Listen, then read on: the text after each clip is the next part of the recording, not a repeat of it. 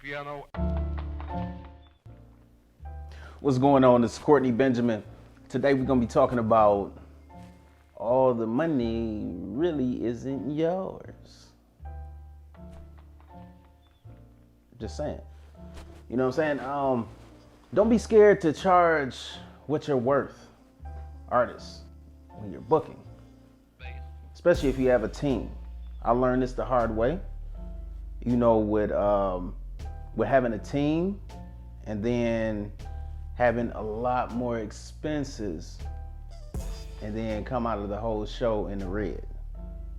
So, you know what I'm saying? You don't want to do that to yourself. That's the reason I'm saying the money isn't all yours. And especially a lot of you artists that are looking for managers and want management and all of that stuff, that's extra expenses coming out of your account or out of your performance and all around. You know what I'm saying? That you may not be prepared for. So, you know what I'm saying? Try to get yourself situated in a position to where you charge enough to cover your team. Y'all have serious conversation about who's gonna charge this, how much is this, and then don't forget you got your favorite teammate on the squad too, the IRS. So, you know, entertainment industry, hair industry, and them like the top industries that get like random audits. And then you always see all these people going to jail or the IRS come hitting them up for way more than, you know, what they really owed. It can be a mess. I've been through a tax audit, so I know what I'm talking about. So that's what I'm saying, like, all the money really isn't yours. And you have to leave paper trails, especially when you performing and gigging like overseas and different things like that. Make sure that when you're booked over there, that you set aside enough money or put that in your booking, you know, kind of upcharge a little bit so you could take care of some of the marketing and different things like that to show that you were really over there.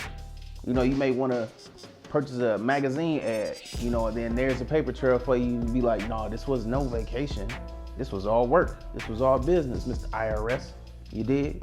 So, you know, just cover yourself. And then you got your security. If you got security, you got your people that run your merch for you. Then you have your record label, and you have to pay yourself.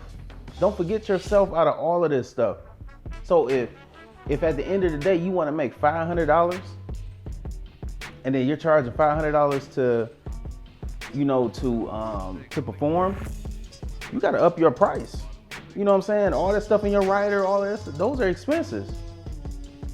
You know what I'm saying? So, like, if you want to make $500 and you got, say, like a team of, we just say you got a team of 4 people, right?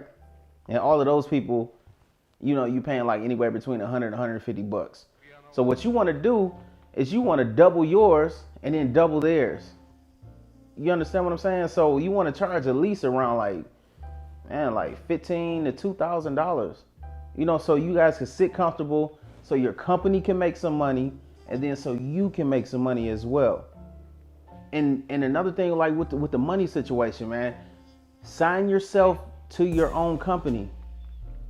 You know, all of that money isn't yours. So, like, I had this money chart thing where it's like 33, 34, 33. So 33%, like, say I get booked and you know, say I get booked for like 10 G's or whatever. So what I do is I take 33% of that. I put that into a tax account and I do not touch that money at all until my estimated taxes come up, which is quarterly. So, you know, you have your money right there sitting there waiting, so you don't have to worry about, like, at the end of the year paying this big old gigantic amount of money. And then the other 33%, that goes into my company. And then that 33% takes care of all of the expenses that flow out of the company. And then from there, I got 34% left over to pay myself, to get my household bills and all of that stuff situated. So you got to keep all of that stuff in the factor when you're charging. for your thing. And this is another reason why I'm saying all the money is not yours. And then you still, like, you got a manager, and they're gonna take 20% of that 10 G's. Who else? Oh, and another thing, a lot of people are really messing up on, when you get those CD sales in, right? Like, don't forget you got mechanical royalties to pay yourself as a music publisher, yourself as a songwriter, your other songwriters or your composers off of that. You know what I'm saying? So, like, say you get a bundle of 100 CDs, right? So, like, $9.10 automatically off of that whole order right there goes to the writers and publishers. So make sure that you're paying everybody, because when they start finding out and they come back and get you, then you're gonna be like, no man, that ain't what it was. But nobody has anything on paper or nothing, but they're gonna get the right of way because they're part of that project. You know what I'm saying? So just kind of keep your business in order. Keep your game going, man, because, like, it's serious out here. You know, and money can be a big issue between relationships and all of this other stuff. Man, have those split sheets, sign them off, have them sign their split sheet, and you got it where they signed off. Okay, they get 10%, they get 20% or whatever.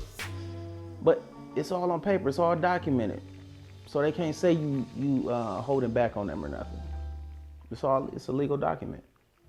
So, like I said, with the CD sales, even with the digital downloads, when you get those downloads in, all of that money is not just yours. So let me break that down. With a digital download and the physical CDs, when that comes in, you have a digital download when it comes in, but the CD order, that's off rip. But the digital download, as that comes in, you know, you got the distributor taking about 15%. So now you down to about 70 some cent that you making off of there.